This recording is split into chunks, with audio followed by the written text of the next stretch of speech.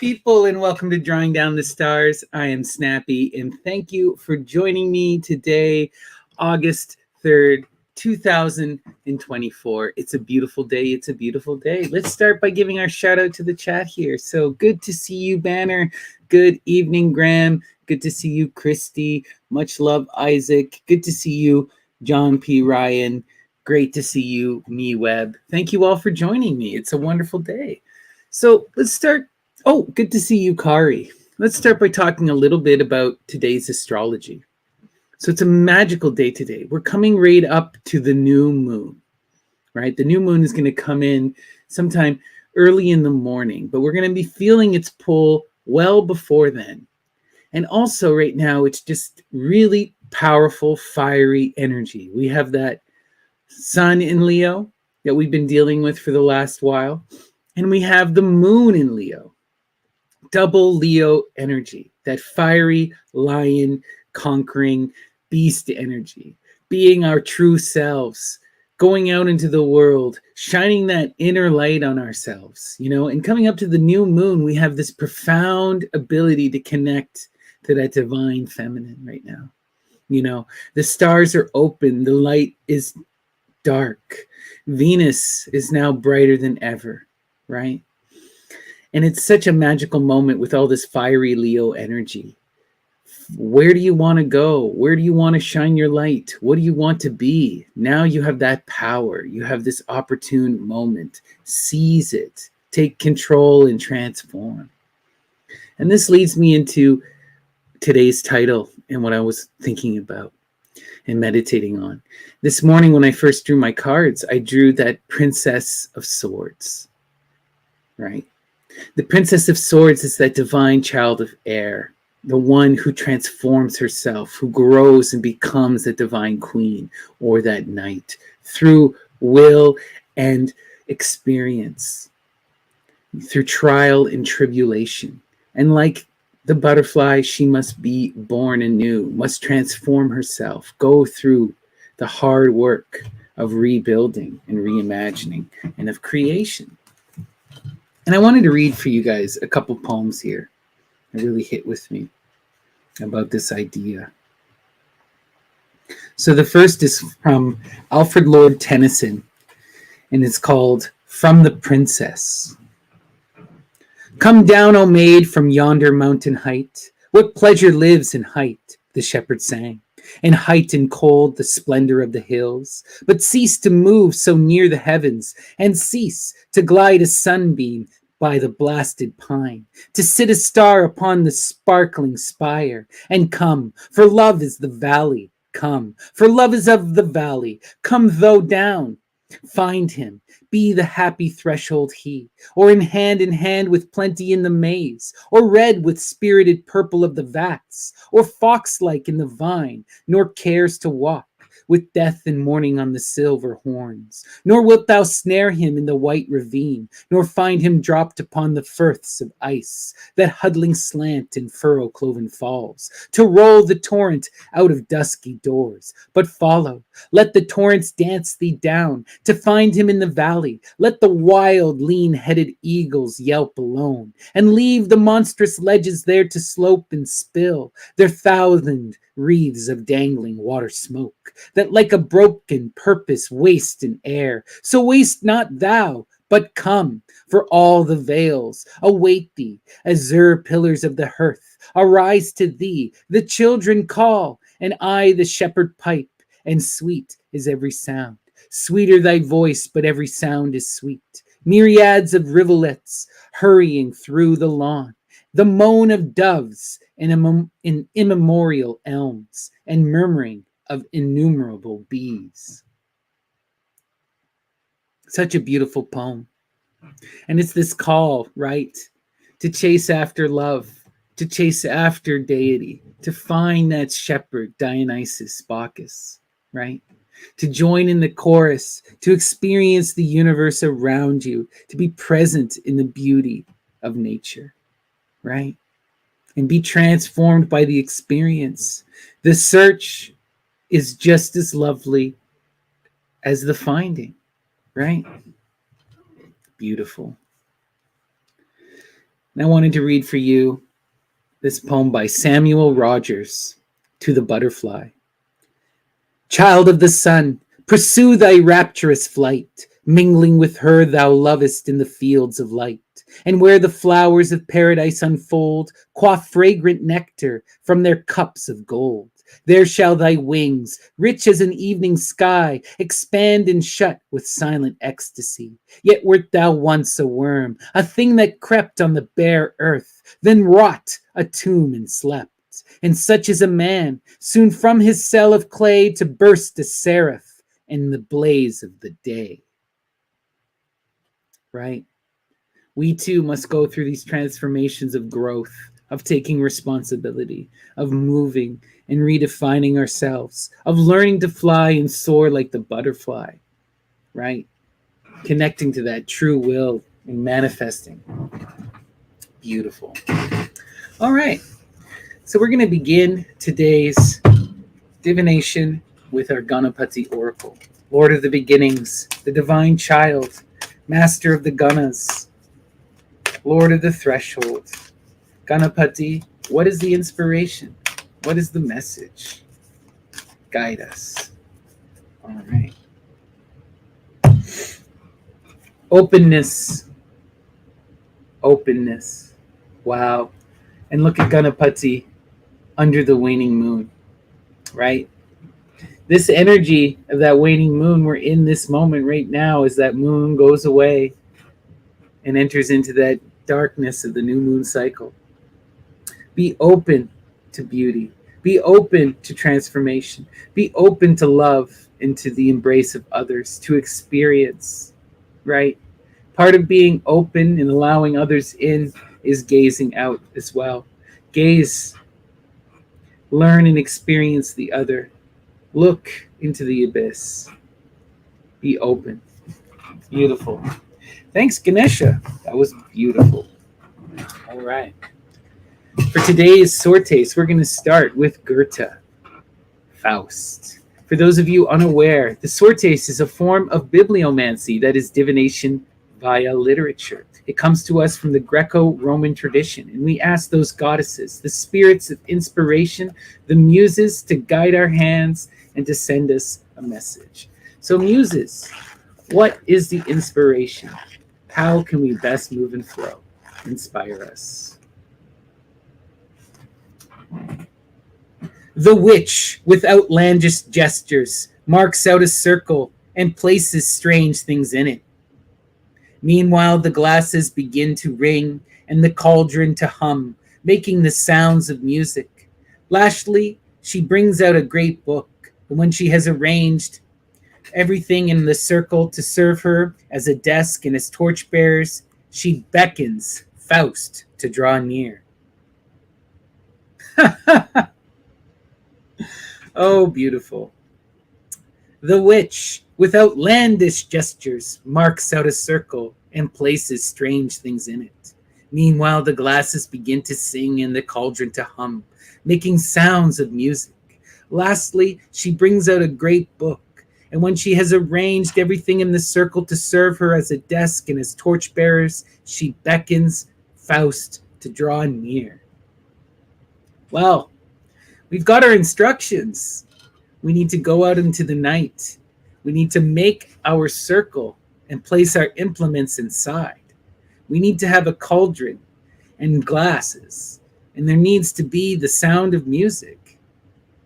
We need to have a great book, a desk, and a torchbearer. Oh, wow. Love it. Get out under the stars. Make your circle of protection. Draw down the spirits. Beautiful. All right. We're going to go to Euripides, 10 plays. Muses, guide my hand. What is the message from the divine Euripides? Inspire us. We do not rationalize about the gods. We have the traditions of our fathers as old as time itself.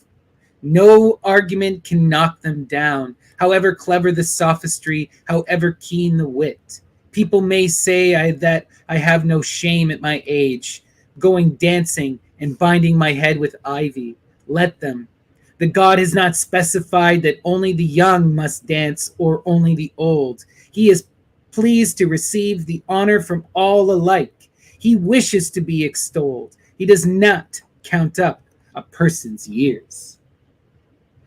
It is wild that we draw this because this is one of my favorite lines ever from one of my favorite characters in all of mythology. That is Tiresias, the greatest of sages. And this comes to us from the play The Bacchae. Wow. Can I read this to you again? Think about it deeply. We do not rationalize about the gods. We have the traditions of our fathers, old as time itself.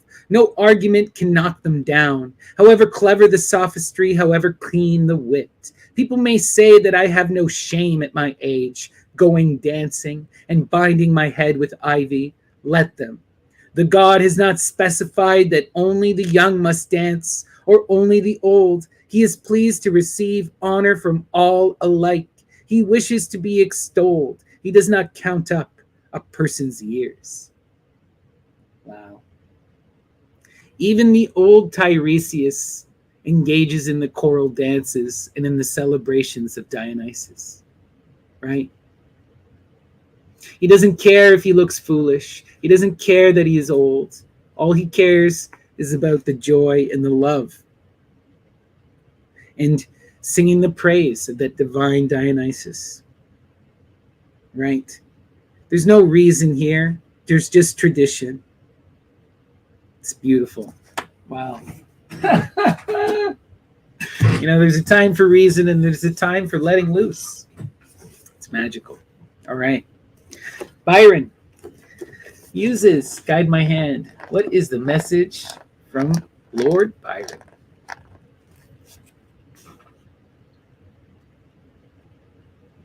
In vain, strike other chords. Fill high the cup with Samian wine. Leave the battles to the Turkish hordes and shed the blood of Sissio's wine. Hark, rising to the ignoble call, how answers each bold, the Bacchanal. Well, you're called, my friends. We are called on this coming new moon to get out under the night and to engage in the raucousness of the Bacchanalia. Strike other chords. Try something new. Fill high the cup with wine. Leave the battles to the hordes and shed the blood of the vine. Hark, rising to that ignoble call. Now's the time to be wild, to be frivolous and free. Beautiful. Embrace that new moon energy. Wow. Twice Dionysus has shown up. Let's see where this is going. Muses, guide my hand. What is the message from Parvati Darpana? An exposition of Kashmir Shaivism through the images of Shiva and Parvati. All right. What is the inspiration, Muses?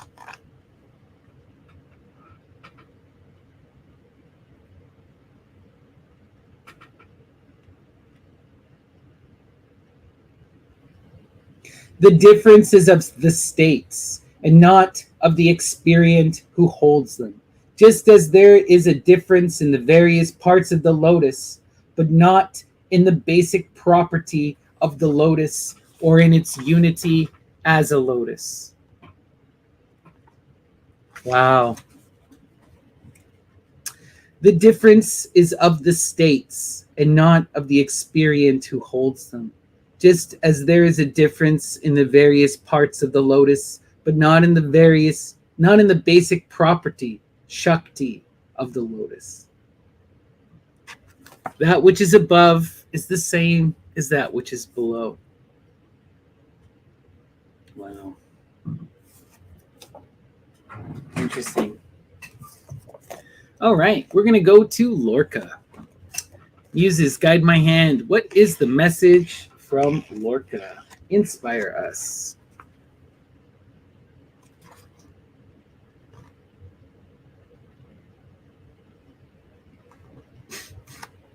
This is beautiful. because there is nothing wrong with me. All these things are just your imagination. I work hard, and each year I'll get older. Beautiful. There's nothing wrong with you. Anything that says otherwise is just BS and imagination. Work hard and go through the cycles. Persist and transform. That's what's important. Love it. All right. Shiva in the primordial tradition. Muses, guide my hand. What is the message? Inspire us. The star hexagon, which represents union, creative power, pleasure, perfection, universality, space, the orbital tendency or rajas, creation and movement. The square, which represents the earth, all terrestrial life is governed by the number 4, seasons, castes, the ages of life, the directions of space, the dwellings of humankind. The circle, which symbolizes the worlds, each universe contained in is another, is represented by a circle. The smaller inner circle represents the emptiness that is inside and outside all things. Wow. The star represents union, creative power, pleasure, perfection, universality, space, the orbital tendency, creation and movement. Right? That divine great mother. The square represents the earth. All terrestrial life is governed by the number 4. Seasons, castes, the ages of life, the directions of space, the dwelling of mankind. That's that Saturnian energy. The circle, which symbolizes the worlds, each universe contained in another, is represented by a circle. The small inner circle represents the emptiness that is inside and outside all things. This represents the form that things take. Dionysus, right? That which is ripped apart to become the unfolding of creation, that spirit that moves between. The Trinity. Beautiful. Love it. All right, let's continue. Book of Thoth, Aleister Crowley. Muses, guide my hand. What is the message from Crowley? Inspire us. Saturn, therefore, is masculine. He is the old god, the god of fertility, the sun in the south, but equally the great sea, the great mother, and the letter tau upon the tree of life appears as an emanation from the moon of Yesod, the foundation of the tree, and representative of the reproductive process and the equilibrium between change and stability, or rather their identification. Oh, wow. Saturn, therefore, is masculine. He is the old god, the god of fertility, the sun in the south, but equally the great sea, the great mother, and the letter tau upon the tree of life appears as an emanation from the moon of Yesod, the foundation of the tree, and the representation of the reproductive process and of the equilibrium between change and stability, or rather their identification. This is beautiful. Talking about Saturn. Saturn and Dionysus are one, remember. And to recognize this energy and what it represents. The masculine, the great mother, and the hanged man upon the tree. Right? You have these 3 folds within this energy. That unfolding of the creation. All these different aspects of time. Different emanations. You know? It's just beautiful.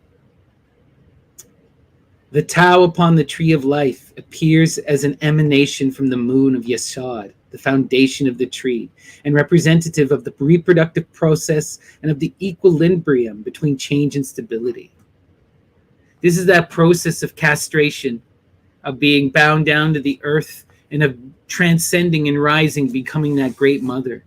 The cycle of change, of birth and rebirth, of drawing down the star, of moving from square to star and back again through that power of the circle. Wow, directly connected these two sortases are. And we're seeing that it's all contained in that divine power of the sun, right? Which is Saturn Dionysus and Apollo Helios. Beautiful. Wow. All right. We're going to go to Edgar Allan Poe. Muses, what is the message from Edgar Allan Poe? Inspire us.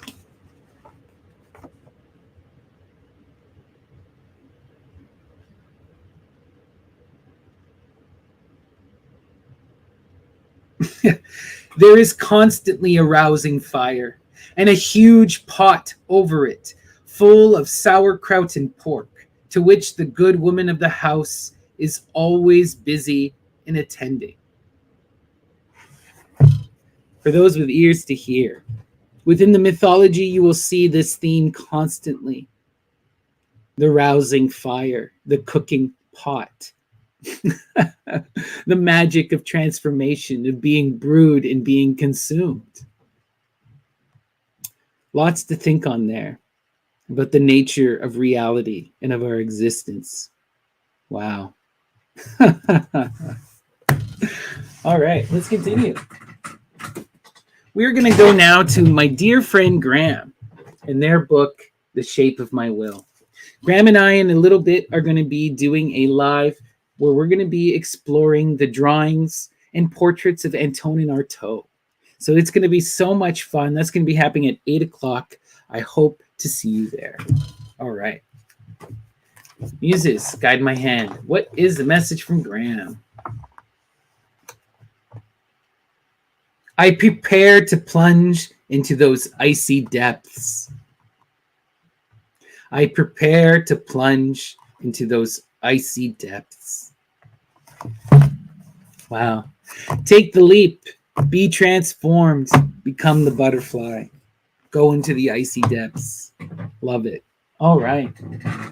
We are now going to go to our tarot proper. But before I begin, please give me a like and a subscribe. It really does make a big difference and boosts everything in the algorithm. It's good karma and just a good blessing. And if you are at all interested in a private reading, please reach out. You can message me on Gmail, Snappy, ddts@gmail.com, or you can find me on the Myth and Lore Discord. I'm Snappy or Lady Snappy. And you can find all of that in the description. And as always, we are using the tarot cards of Lady Frida Harris and Aleister Crowley. And we are going to invoke that energy of Saturn Kronos. We are going to dissect our life, cut it up and put it upon the plate, look at the interconnections, and ask, how do we rise above the conflict? How do we best move and flow? And how do we manifest our true will? And the center card is always the most important. Oh, wow. For this coming new moon energy, could we have asked for a better moment? Drawing down that star, going out into the dark, connecting to that magical power, right? That deep Aquarian energy. This is when Venus is at her brightest, when she is the most visible object in the sky, tonight and tomorrow night. This is your opportunity. And you have that double fire of Leo in the moon and in the sun. You can rise, become that beast and meet her. Beautiful. All right, let's see where this is going. Interesting. We're seeing the twin. So I drew the Princess of Swords as the defining energy for this card, for this reading, right? And I draw their twin, the Prince of Swords, where the princess is self-cultivation and evolution and manifestation, right? The prince is that outgoing energy, recklessness, conflict of trying to assert one's will upon reality. So the princesses are about engaging with that manifestation in a way that you can refine it or that you can nurture it so you can see that beauty grow and transform. These princes need to go out and experience it for themselves. They need to get their heads knocked around and learn the hard way. This is that energy of going out and trying to connect with that logic and reason. And it's a beautiful energy. It's an outgoing energy. It's an aggressive energy. But it is an energy that is immature. And it is an energy that can show up cutting. Let's see where this is going. Wow. Yeah. The key to this is to pursue that fiery, passionate virtue as well as that outgoing prince energy of the reason. You know, if you combine these together, if you're in that virtuous, pure state, if you control and manifest your will, if you try to drive her down, now is the time when you will connect, you know? The Three of Wands to me is always symbolic of that energy of Hecate trivia, right? Searching after through that loving, passionate, virtuous energy, right? Hecate is called to Demeter's aid when Demeter's child is taken, and she risks all to search the three worlds to find her, even though Zeus says not to. She resists and does it anyway, and she's the only one who can't, because she's the only one beyond that power of Zeus, because she is that immortal titan connected to Nyx, and that Zeus could not take, the only titan whose power he could not usurp, right? So it's about being true and shining a light into those dark places, pursuing with love. All right. Let's see. Connected to this energy of the star, we have this defeatist energy. Wow. It's a good thing we're showing up as that Prince of Swords. This defeat energy, we've seen it and we've talked about it before, right? It's the 5. It's showing up as defeatists because we are not applying enough force. We are not trying hard enough. We are not fully utilizing our faculty of reason. If we apply more reason, we will transform this downward star of the 5 into the balanced cube of the 6. Isn't it interesting too that we have that star pointed down, that we're drawing her down? Crazy energy. And that in order to succeed, we have to transform this into the square, the star in the square. Weren't we just talking about that? Aren't we doing a square right here? Isn't that the whole point of drawing the Saturn square? To draw the star down? To have the star as our center is wild. I love it. Oh my gosh. Connected to that prince, connected to that defeat, we're now seeing the Knight of Swords. So we refine this energy. We show up mature. We approach this with more intellect and more outgoing and strength. But there's still this defeat. Interesting. The Knight of Swords, right, is that refined version of the prince, the one who can go out and who can make a difference, who can make a change, take responsibility, you know, give and take with reason, who can utilize that reason and wield that knife with the grace that is needed. Okay, see where this is going. This is fated energy, fortune energy. This is about learning to accept your role and rise above to meet fortune. And to meet fortune in this instant is to become that mature, outgoing energy of the night, to embody that energy of taking your will out into the world, of drawing down the stars. And you need to overcome this energy of defeat. You need to apply that force of reason. You need to be this outgoing energy who can take that defeat and transform it into science. Wow. Beautiful energy. Powerful energy. Let's see where this is going. What are we drawing down from that star? What are we doing? We are manifesting a new beginning, a new passionate outlook, a fiery pursuit, a new direction, following and chasing after our true will. Beautiful. Lighting our torch, lighting our thyrsus under the stars, and letting it guide us. This is about connecting to that true divine muse in a new way. We were seeing yesterday the ending of the cycles with that energy of the universe. And now we're seeing how the cycle is going to renew and revigorate itself through reestablishing this connection and pursuing after new, passionate, loving energy in that forward motion, right? Becoming that knight. See? Yeah. The Chariot. Don your armor. Prepare for battle. You are doing what is necessary. You are moving. You are going about manifesting your will, but you must take responsibility. You must face the struggles head on. And if you can face this head on and pursue this wand, you will overcome. Beautiful. See where this is going. Wow. It's all about that work, doing the work necessary to transform and to connect and to manifest this new passionate energy, doing the work of moving, doing the work of building and of creating, right? Powerful, profound energy. I love to see it.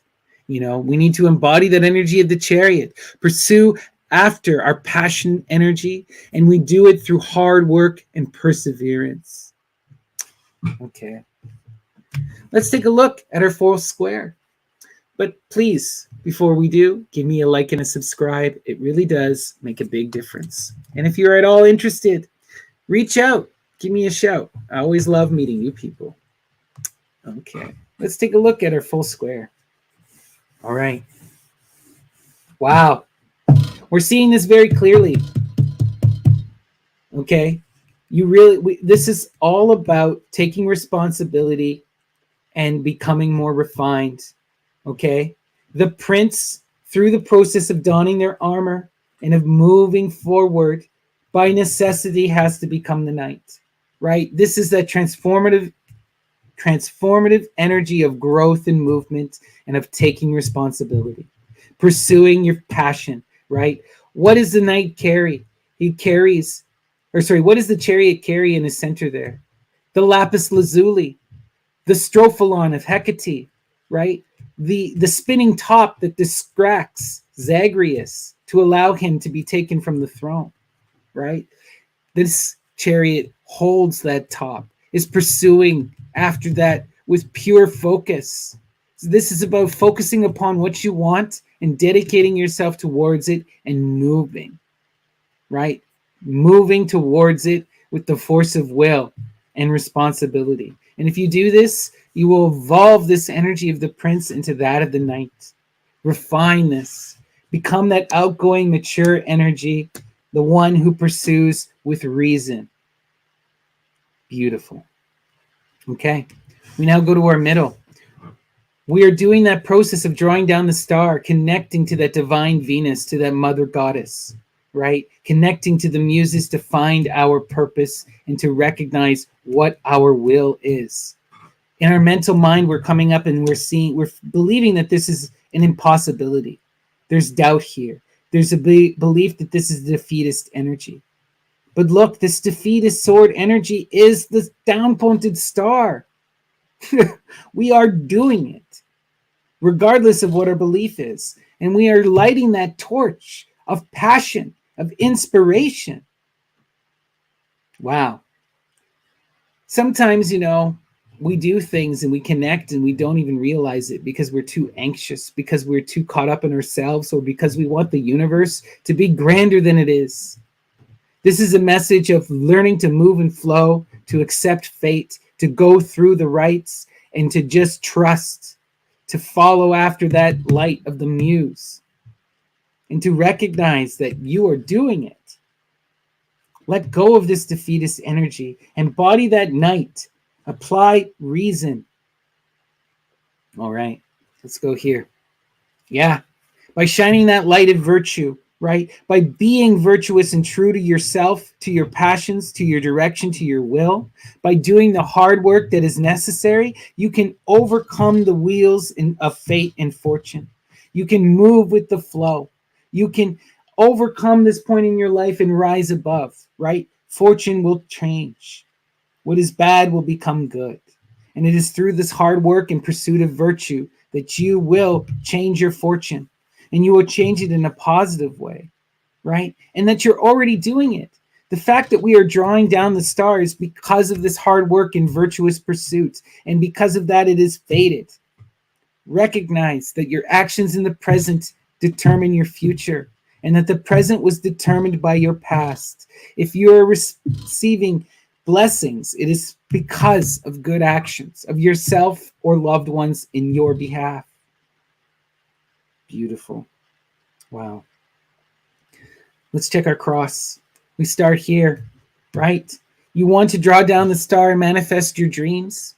You do it through the hard work and through this pursuit of reason and maturity and outgoing energy of transformation, right? That knight is the one who goes and rescues the princess, who saves the day, right? And they do it through this profound reason, through that logical pursuit. Beautiful. And that's how we'll draw the star down. That's how we will manifest our wishes, right? Through being this logical, reasonable, mature, outgoing adult.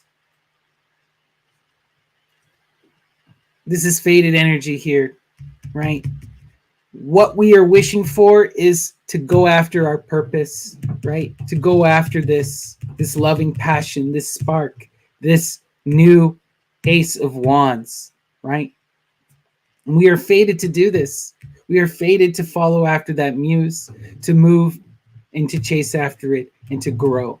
So this is about taking responsibility. When you see the energy of the chariot, recognize, right?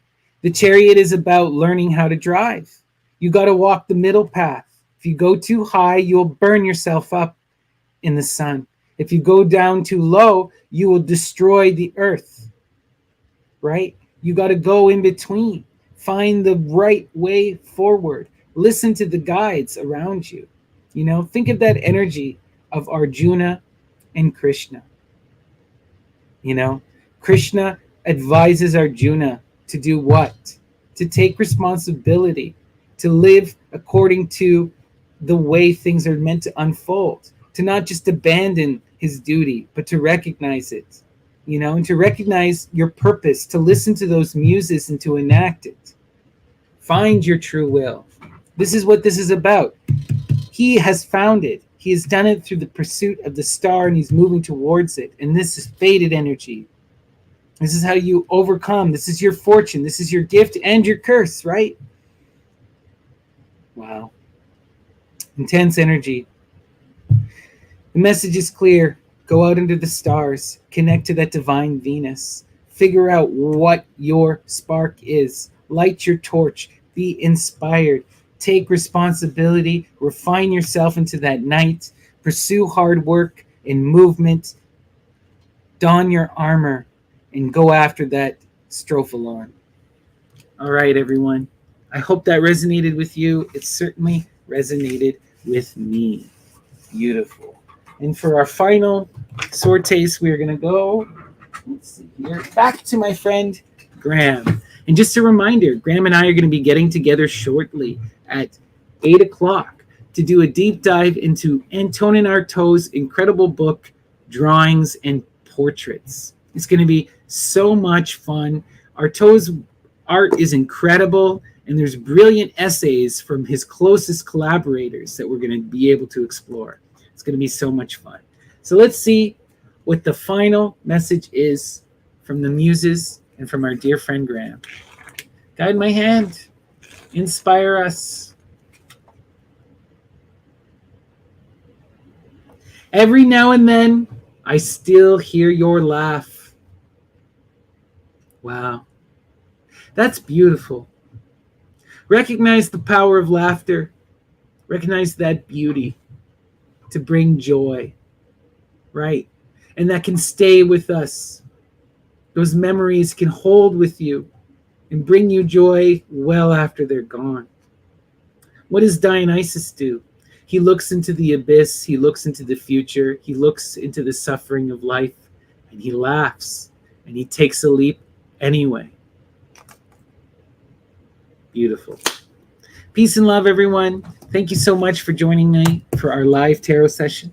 And I'll see you again tomorrow. And I hope to see you guys in 20 minutes when we talk about Antonin Artaud, drawings and portraits. Thanks again, everyone. See you shortly.